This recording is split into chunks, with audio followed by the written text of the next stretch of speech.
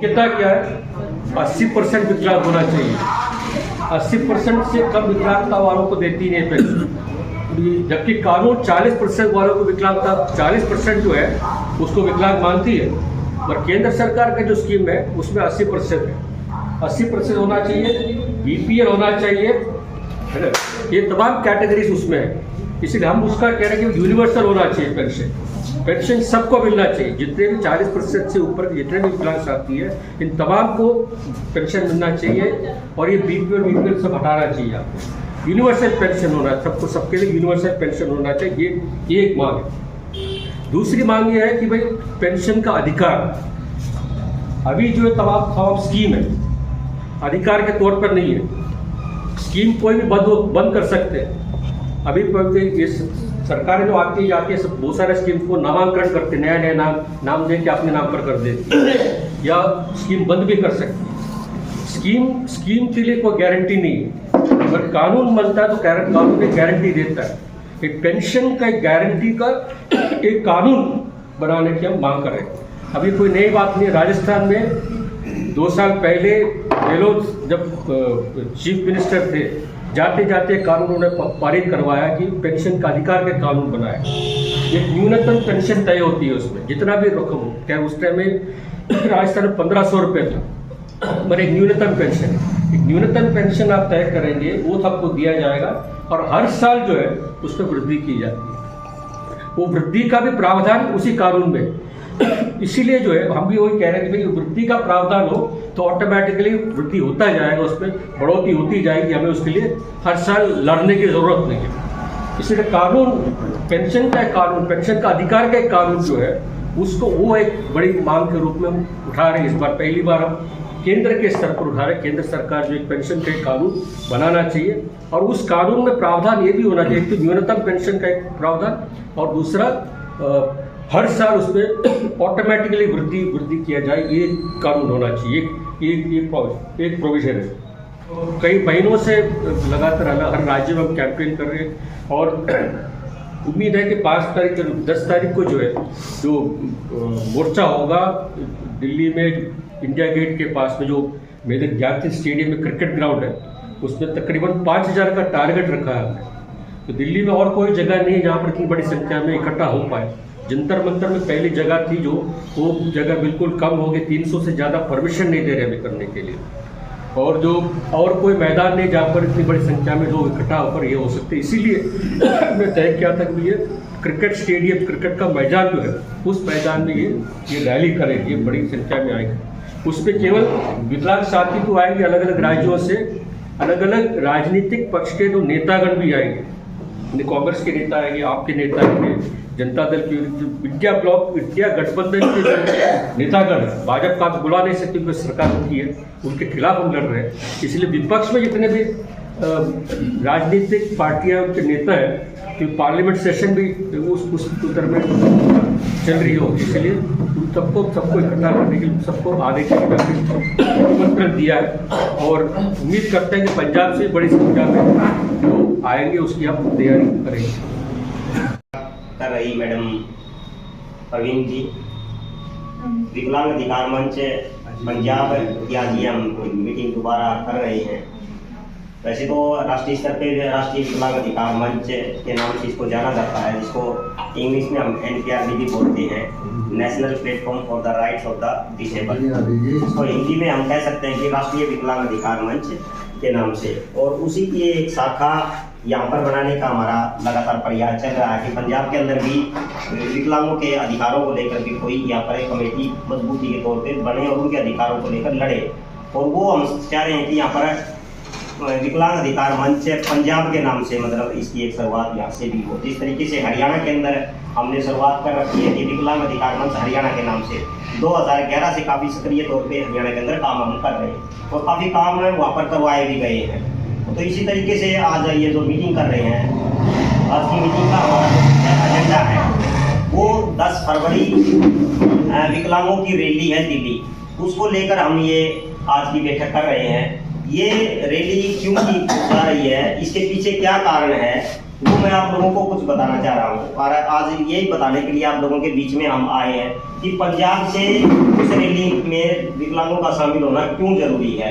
क्योंकि ये रैली कोई एक स्टेट नहीं कर रहा है, कोई एक राज्य नहीं कर रहा है, ये पूरा भारत के अलग अलग, चाहे वो आंध्र प्रदेश हो, तेलंगाना हो, गुजरात हो, कर्नाटक हो, मध्य प्रदेश हो, बंगाल हो, बिहार हो, ये सभी जगह से विकलांग वहाँ पर भारी संख्या में आएंगे और हजारों की संख्या में ये कार्यक्रम एक रैली के तौर पे वहाँ पर होगा। और इसका जो स्थान है हमने जो तय किया है, मतलब इंडिया गेट के बिल्कुल नज़दीक ही है, ध्यानचंद स्टेडियम है, उसका जो क्रिकेट ग्राउंड है उस ग्राउंड में ये रैली का आयोजन किया गया। वैसे भी हम कई भारत में इकट्ठे होते हैं तो जंतर मंतर पे ज़्यादातर इकट्ठे होते हैं, लेकिन इस बार हमारे को परमिशन नहीं मिली, वहाँ पर केवल 1000 लोगों को इकट्ठा होने की परमिशन हमारे को दे रहे थे।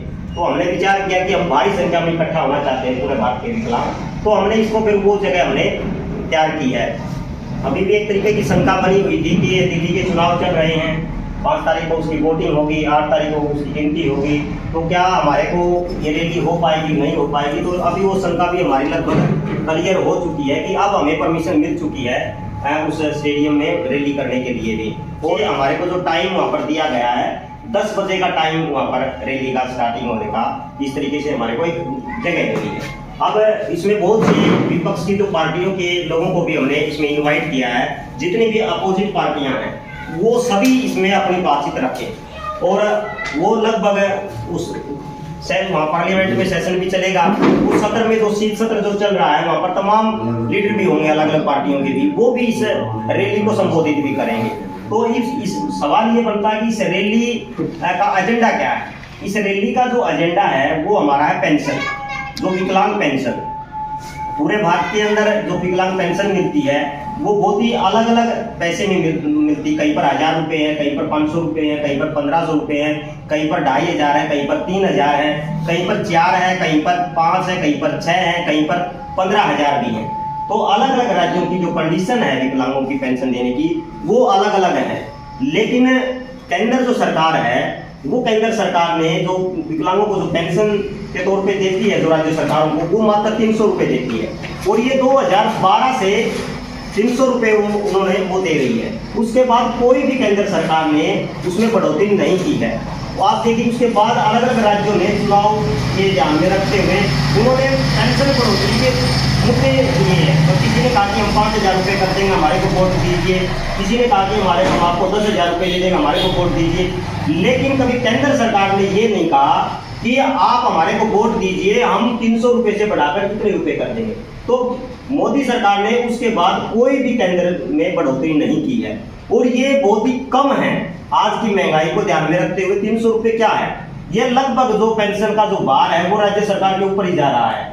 और इस पे फिर NPRD की जो राष्ट्रीय स्तर की जो मीटिंग हुई हमारी, उस मीटिंग में हमने विचार किया कि हम बहुत से मुद्दों पे लड़ते हैं, क्यों ना एक मुद्दा स्पेशल उठाया जाए जो विकलांगों के जीवन के साथ जुड़ा हुआ हो, और वो पेंशन है। क्योंकि ज्यादातर जो लोग हैं वो पेंशन पर ही गुजारा कर रहे हैं पूरे भारत के अंदर। बेरोजगारी में बहुत ही, यदि हम रोजगार की बात भी करें तो पूरे भारत में 0.9% लोग, टोटल जो विकलांगों की जो आबादी है वो रोजगार में है। वो प्राइवेट सेक्टर भी आ गया, जैसे मैडम आई हुई है उस तरीके से, और सरकारी सेक्टर में भी जो बड़े हुए हैं उनमें से भी पेंशन अलग अलग राज्यों में भी कहीं पर 50% पे मिल रही है, कहीं पर 60% पे, जैसे हरियाणा में 60% पे पेंशन मिलती है। पंजाब में कितने में मिलती है? 50% पे यहाँ पर मिलती है। तो कई जगह 100% पे मिलती है, जैसे मध्य प्रदेश है, वहां पर जिसका BPL कार्ड होगा वही पेंशन ले सकता है। कहीं पर आप कर्नाटक के अंदर जाओगे, केरला के अंदर जाओगे, आप केरला के अंदर आपको 40% पे पेंशन मिलेगी और वहां पर अलग अलग जो फैसिलिटी हो 40% पे मिलेगी। तो अलग अलग जो राज्यों के जो काम करने के जो तरीके हैं वो अपने अपने हैं, और वो इस तरीके से वो पेंशन के मामले में बहुत ही पीछे हैं। तो इस पे विचार किया गया कि पूरे भारत के अंदर विकलांग पेंशन को लेकर एक पूरा प्रोटेस्ट करेंगे, दिल्ली के अंदर इकट्ठे होंगे और सरकार को ये बताएंगे पूरे भारत के विकलांग आज के टाइम समय महंगाई को ध्यान में रखते हुए केंद्र सरकार जो 300 रुपये दे रही है उसको बढ़ा के 5000 रुपये किया जाए। मतलब केंद्र सरकार 300 से बढ़ाकर 5000 रुपये करे। मान लीजिए हरियाणा के अंदर हम बात करें तो आज के टाइम में 3000 रुपये मिलते हैं। यदि केंद्र सरकार हमारे को 5000 रुपये दे दे तो हमारे को 8000 रुपये हो गई। इस तरीके से आंध्र प्रदेश के अंदर है, वहां पर 15,000 रुपये पेंशन मिलती है आज के टाइम में विकलांगों को। 6,000 से लेके 15,000 रुपये तक एक विकलांग को पेंशन मिलती है। आप बताइए, उसी तरीके से आप पौंडीचेरी के अंदर जाओगे 4,000 रुपये है। तो ये अलग अलग जो राज्यों के अंदर है, तो जिस तरीके से यदि 5,000 केंद्र सरकार और दे तो आंध्र प्रदेश में तो 20,000 रुपये हो जाएंगे पेंशन के। तो हमारा कहने का अभिप्राय है कि आज के टाइम में पूरे भारत के अंदर भी, बल्कि मुझे ये भी कहना चाहिए कि पंजाब के अंदर, पंजाब की जो सरकार है 5,000 रुपये तो यहाँ की सरकार दे विकलांगों को पेंशन के तौर पे, और 5,000 रुपये केंद्र सरकार दे, तो 10,000 रुपये आज के टाइम में पंजाब के अंदर विकलांगों की पेंशन होनी चाहिए। महंगाई को ध्यान में, या तो सरकार रोजगार दे, उसको रोजगार नहीं दे सकती तो कम से कम उसको 10,000 रुपये पेंशन मिलनी चाहिए, वो केंद्र सरकार की ओर से जोड़ के भी और वो राज्य सरकार की ओर से जोड़ के भी। दूसरी चीज के अंदर एक और है, तो हमारा पेंशन के साथ जो एक एजेंडा है कि जो पेंशन तो मिल रही है, ये सिर्फ आज पेंशन मिल रही है, कल उस पेंशन को किसी कारणवश तोड़ देते हैं और उसी पेंशन को दोबारा बनवाने के लिए उसको बड़ी परेशानियां उठानी पड़ती है। कई बार तो उसकी पेंशन ही नहीं बन पाती। अब हमारा ये मानना है कि राष्ट्रीय स्तर पे कि पेंशन जो मिल रही है इसको कानूनी अधिकार दिया जाए कि पेंशन लेना उसका अधिकार है। जिस तरीके से मैडम नौकरी कर रही है आंगनबाड़ी के अंदर, तो पेंशन ये डिसेबल्ड भी है, एक तरीके से हैंडीकैप भी है, तो ये इसका अधिकार होना चाहिए कि मैं विकलांग हूं तो मेरे को पेंशन का मेरा अधिकार है। ये कोर्ट में जा सके अपने अधिकार लेने के लिए भी, तो ये कानून के तौर पे आना चाहिए एक तरीके से। तो ये भी हमारा एक एजेंडा पेंशन के साथ होगा कि ये विकलांग पेंशन कानून अधिकार भी हमारा इस रैली के दौरान हमारी मांग उठनी चाहिए। दूसरी चीजें और भी हैं कि ये जो पेंशन का जो मामला है, इसके साथ हमारा अधिकार कानून जो हमें मिले, उसके साथ ही महंगाई जिस तरीके से बढ़ती जा रही है उसी तरीके से हमारी पेंशन भी बढ़े।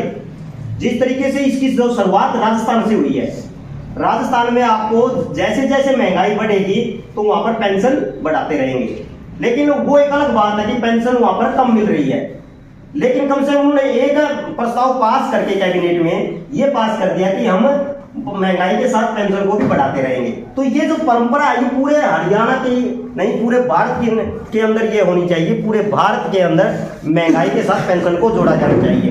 तो पंजाब में महंगाई कम तो नहीं है, तो ये क्योंकि मैं हरियाणा से आता हूं तो वहां पर आसमान छू रही है महंगाई, तो पंजाब से छूता तो नहीं है। तो हम वहां पर हरियाणा के अंदर 10,000 रुपये की मांग कर रहे हैं, तो पंजाब में 10,000 रुपये की मांग करना कोई गलत बात नहीं है।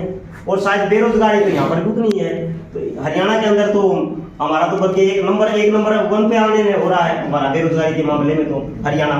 तो यहाँ पर भी उसी रूप में भी चीजें दिख रही होंगी। तो हमारी ये भी मांग है कि हमारा इसके अंदर खास करके जो महंगाई के साथ इसको जोड़ा जाना चाहिए। तो इन तमाम बातों को लेकर ये पहली बार हरियाणा, पूरे भारत के जो विकलांग हैं वो दिल्ली के अंदर पेंशन को लेकर केवल इकट्ठे हो रहे हैं। और ये पेंशन को लेकर इतना उत्साह है, अभी केरला के से हमारे को सूचना मिली है, केरला से 1,000 लोग आ रहे हैं, हवाई जहाज के द्वारा ही आ रहे हैं, क्योंकि ट्रेन उस तरीके से बुकिंग है पहले ही। जिस तरीके में कुंभ का जो मेला चला हुआ है उसको लेकर ट्रेन बुक है, विकलांग आ नहीं सकते, उनके लिए परेशानियां हैं। लेकिन केरला वालों ने ये कहा कि हम हवाई जहाज से आने की कोशिश करेंगे, 1,000 लोग वहां से आने हैं। इसी तरीके से तमिलनाडु के अंदर से भी 1,000 से प्लस लोगों ने अपनी बुकिंग करवा ली है पहले से ही, 2 महीने पहले ट्रेन में बुकिंग उन्होंने करवा ली थी, तो वहां से भी आ रहे हैं। कर्नाटक से लोग काफी संख्या में आ रहे हैं, बंगाल से काफी भारी संख्या में लोग आ रहे हैं। इसी तरीके से हरियाणा से हमारा टारगेट है कि हम 1,000 लोग हरियाणा से लेकर भी जाए।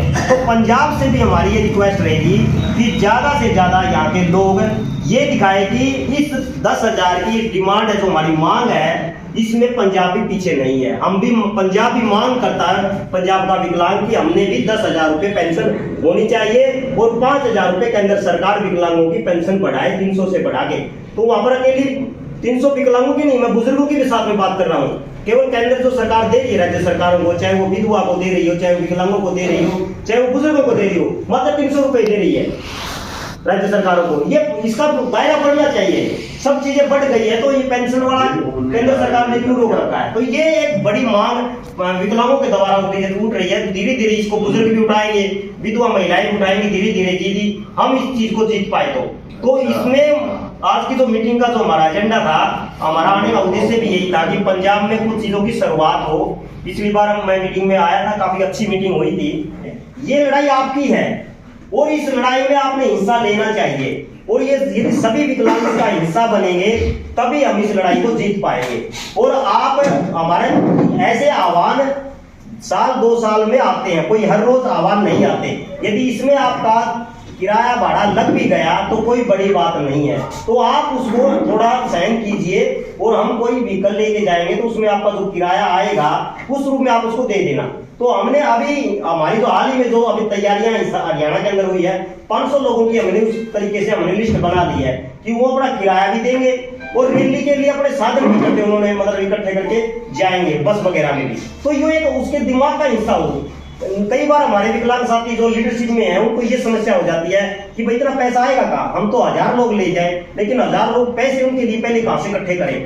तो यदि पहले आप पैसे इकट्ठे करते हो और फिर उस विकलांगों से बात करते हो तो वो हमारे पास वो मैनेजमेंट नहीं हो पाती। कई बार हमारे पास पैसा थोड़ा होता है, उसी हिसाब से विकलांगों को बोलते हैं कि ठीक है यार हमारे लिए कल का होगा सिस्टम गाड़ी का, तो इसमें 15-20 लोग आएंगे, उसी हिसाब से सिलेक्टेड लोगों को हम चयन कर लेते हैं। वो तमाम विकलांगों का हिस्सा नहीं बन पाते। हम चाहते हैं कि ये जो गूंज है ये पंजाब के हर जिले के अंदर गूंजे। आज का जो आपका प्रेस नोट जाए, ये अकेला जो विकलांग पढ़ेगा अखबार के अंदर उसके दिमाग में आए कि पंजाब में किसी एक मलेरकोटला में ये एक आवाज उठी है कि विकलांग इतने पैसे की मांग कर रहे हैं, वहां के यूनियन ने मांग की है विकलांगों की ने, तब जाके मुझे लग रहा है कि इसका एक पूरा पंजाब के अंदर एक वायरल एक तरीके से हो पाएगा। और अपनी जो सोशल मीडिया का है, बहुत से साथी फेसबुक चलाते हैं, कुछ साथी यूट्यूबर भी होंगे, कुछ साथी व्हाट्सएप पे भी होंगे, मतलब सोशल मीडिया का जो प्रयोग हम ज्यादा से ज्यादा करें। हम अपनी छोटी छोटी सी क्लिप बना के हम वायरल करें उसको, ताकि पब्लिक के बीच में और जो सत्ता में जो सरकार बैठी है, चाहे वो पंजाब की हो चाहे वो केंद्र सरकार हो, उसके पास जाए और उन्हें लगे कि पंजाब के विकलांग ये चीज मांग रहे हैं, तो एक वातावरण बने। तो कुछ लोग आपसे वायरल वीडियो देख के भी आपसे संपर्क करने की कोशिश करेंगे कि भाई हम दिल्ली जाना चाह रहे हैं, हम इसी के साथ जुड़ना चाह रहे हैं, विकलांग अधिकार मंच के साथ जुड़ना चाह रहे हैं। तब मुझे लग रहा है कि इसका कोई अर्थ होगा। तो ज्यादा समय न लेते हुए मैं अपनी बात समाप्त करता हूं। और हमारे बीच में बहुत कम समय साथियों का जाने का दबाव है एक तरीके से, तो मुरली जी उसमें अपनी बातचीत रखेंगे। बाकी जो चीज दिल्ली का जो आह्वान है उसका मेन थीम है, उस पर विस्तार से बातचीत करने के लिए धन्यवाद।